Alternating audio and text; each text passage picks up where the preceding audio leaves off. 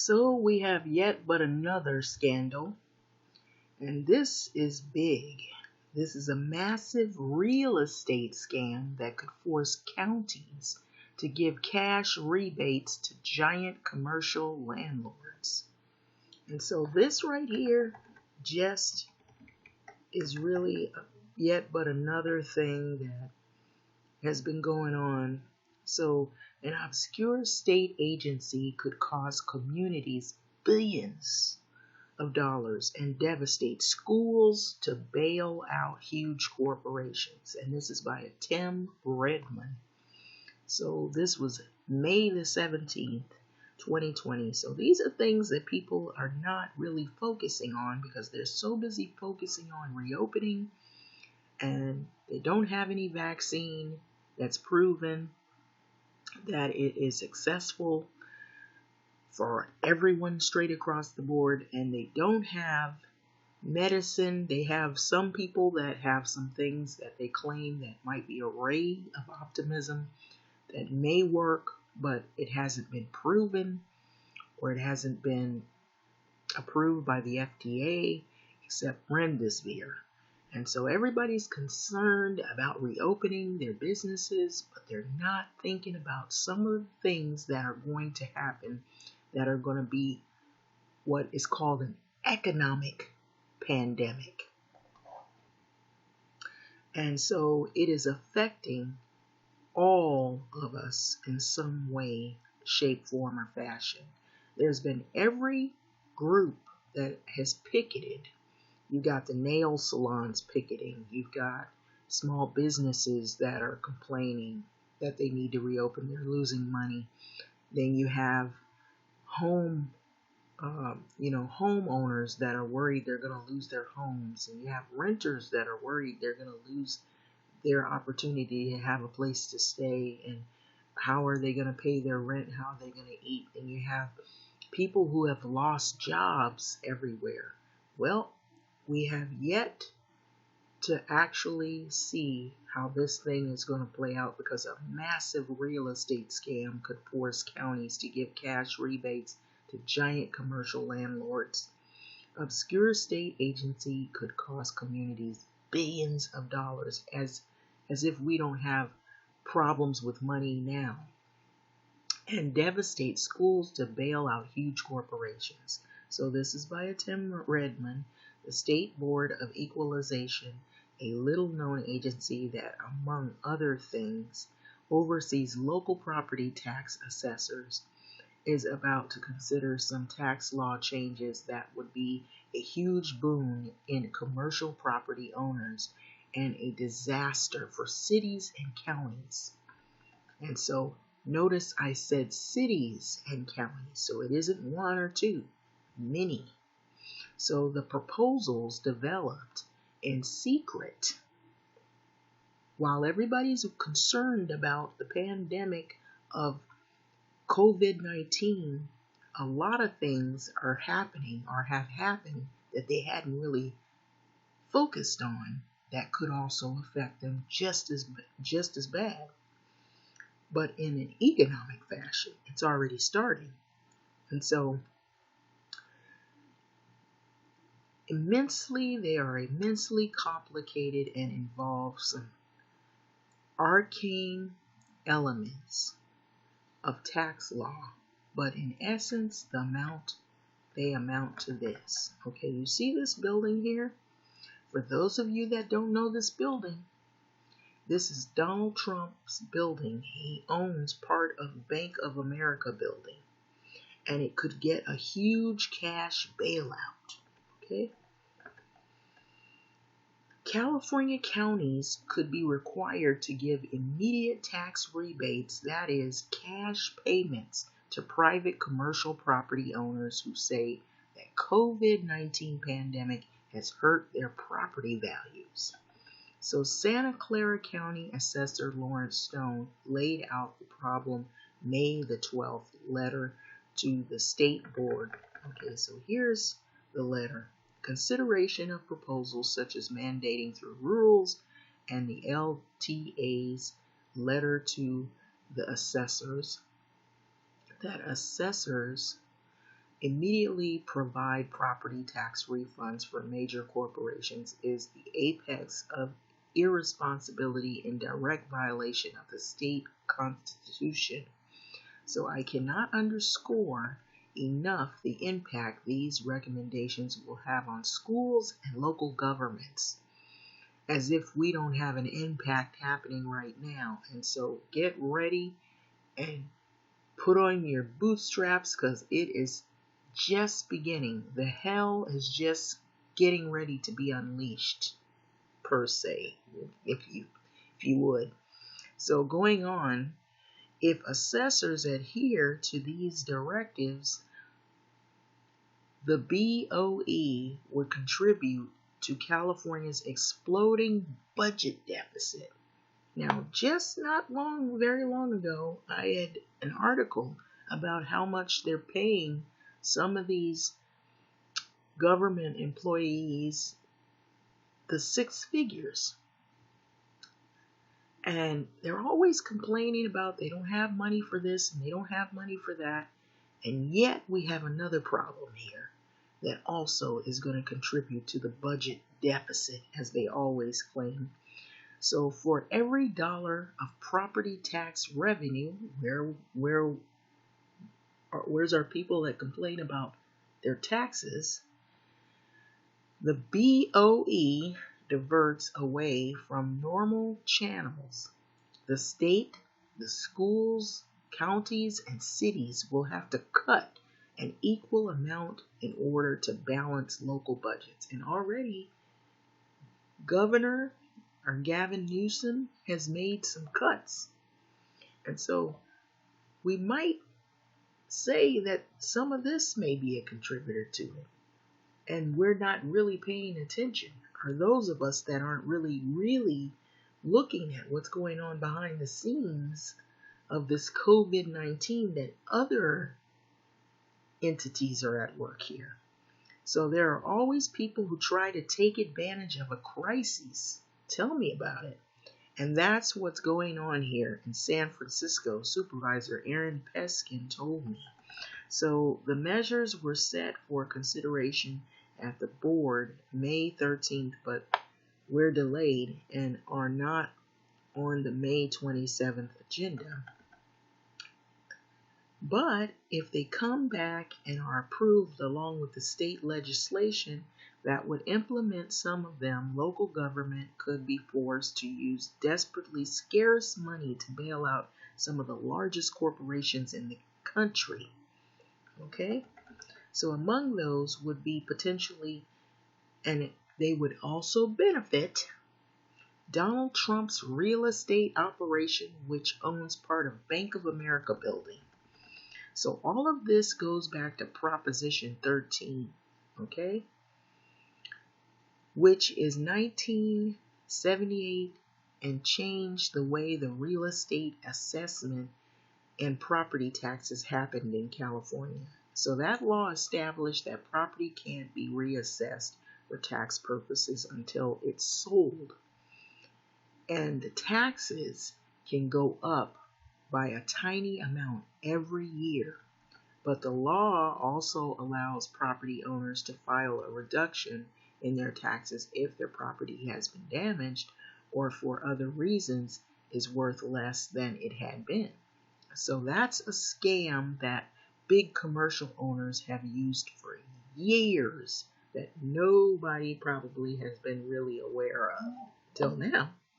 So current records show that Bank of America building, which is probably worth close to $4 billion today, is assessed at less than $1.06 billion that Trump and the real estate investment syndicate paid for it in 2006. So those assessments appeals pit huge corporations with massive budgets for legal teams against the very modest budget of assessment appeals board, which often settles on terms favorable to the landlords. There's no doubt that some of the commercial property owners in San Francisco will claim in the next year that the value of their buildings has decreased. Why? Of course, they'll use the COVID-19, I'm sure, because everybody's going to use that. But as more people work from home, it makes less sense for corporations to also spend money on office space that won't be used. That's another issue. That means the rents go down. But the law already allows those owners to file an appeal and ask that their taxes be reduced in the future. And what did they do in the last stimulus bill? Trump wanted to cut taxes, like as if they won't ask for that to be reduced once again. So that's now not what's before the BOE, but one of the proposals would allow landlords to claim the pandemic is equivalent to, say, a fire or earthquake actually damaged their property. From Stone. Working Group Team 3, Section 170, Disaster Relief for COVID-19 Calamity.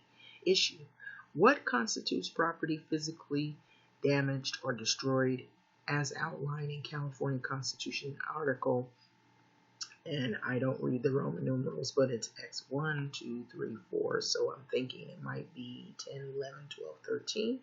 So correct me if I'm wrong, those of you, maybe you know the Roman numerals. Section 15, the implemented in Revenue and Taxation Code, Section 170, Disaster Relief, so in which legislature defined damage to include a diminution in value, meaning it diminishes in value because of the disaster. You don't have any business, you had to close down, or you had to spend money on cleaning tools to clean things down, wipe things down, whatever the excuse is, as a result of the restricted access to the property as well. That's what I said. So strongly oppose the legislative proposals such as SB 1431 or board actions that attempt to irresponsibly manipulate the plain and ambiguous language of the Constitution.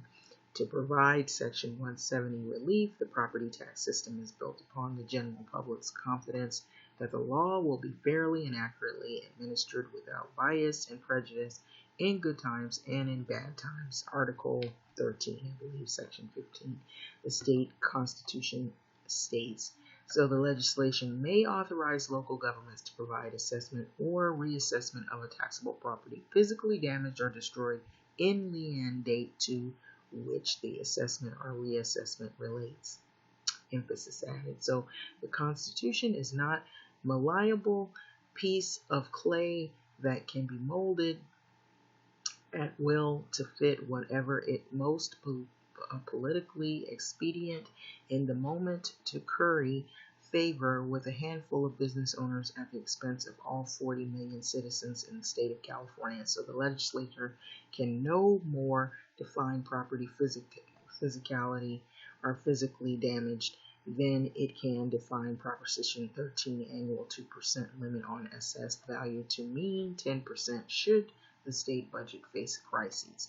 So these changes require a change in the Constitution. Again, the primary purpose of radical change is to provide property tax relief faster than allowed by the California Constitution. So basically, that's the position.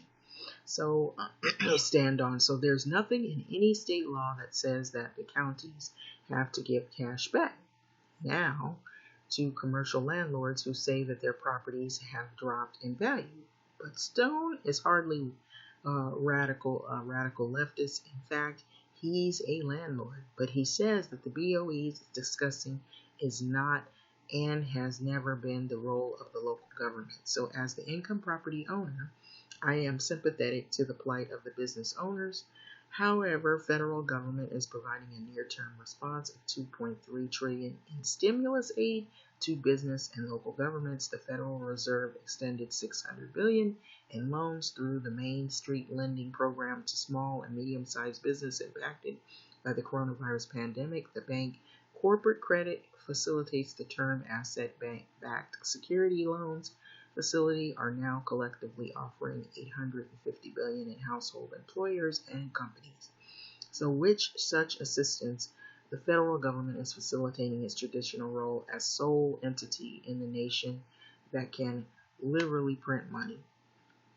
And so the state's property tax system is designed to provide longer-term relief as it has done historically. So the actions recommended by the BOE subcommittee will have direct, immediate, and dramatic adverse financial impact on property tax revenue in California. And so that's another reason why California has trouble on the rise. So at risk is billions of dollars in property tax revenue, and with impacts as early as August the 31st of this year, 2020, the deadline for payment of property taxes for the business equipment and machinery. So moreover, they will trigger unnecessary downstream chaos throughout the property tax system. So they were also developed behind closed doors. This is why they said it was in secret. So I was outraged that the meetings of the subcommittees were not open to the public. So while everybody's scrambling around, worrying about their business and their money and job loss and all of these other things, there's more loss coming and more chaos coming, more financial chaos coming. And it is going to hit California hard. So unlike all other BOE deliberations over far more inconsequential items, there is an interested parties process in which professional staff and board legal counsel is sought. So in light of the magnitude of the proposal, it is inconceivable that members of the BOE professional and legal staff were not permitted to participate in these hearings. So Malia Cohen, the former San Francisco or SF, I believe it's San Francisco or San Fernando. I'm not sure. Yes, San Francisco, I'm right. Supervisor now serves as of the BOE, and I am told that she is not in support of this plan. Okay, so we heard why, because it's going to really impact a lot of cities and counties. And so it might even stretch even further out than California, the way this is headed. So I left her a message and haven't heard back. So Carmen Shu, San Francisco assessor, is also opposed. And so a lot of people are opposed to this because there's a lot of trouble ahead. So I am told, but I haven't heard from her either. Of course you won't, because this is chaos. So this is potentially a catastrophic move to help big real estate operations and devastate local budgets. And it's happening with almost no media attention at all. And until now, of course, hopefully this will get out to a lot more people and they will see that pretty much we are headed for a shitstorm in financial ruin because of all of this scamming and all of these people that are doing stuff. Yeah, it's like I said, there are different types of criminals. You have your street criminals and you have your, your little, petty criminals, and you have your organized crime, and then you have your white collar criminals that are working behind a desk or working behind a computer, and they're doing this stuff here, and they know how to talk the talk and walk the walk, and they assume the position of their occupation, but yet they're having meetings behind the back of the public, and they're doing business that they shouldn't be doing that could impact cities and counties all over and in many places far and wide that can put us to financial ruins. And so this right here is going to impact a lot of people. And so until they figure out a way to try to offset this, unless this damage has already been done, like we hadn't experienced already some ruin. So people complaining about their small businesses and all these other things, get ready, because there's going to be other hell that is coming our way. So having said that, I'm going to let this video go. What do you think about this? The massive real estate scam that could force counties to give cash rebates to giant commercial landlords, and who profits in the end? All of these people who are money hoarders. All they're concerned about is money, and they're not concerned about people's lives and livelihood. Having said that, thanks for listening.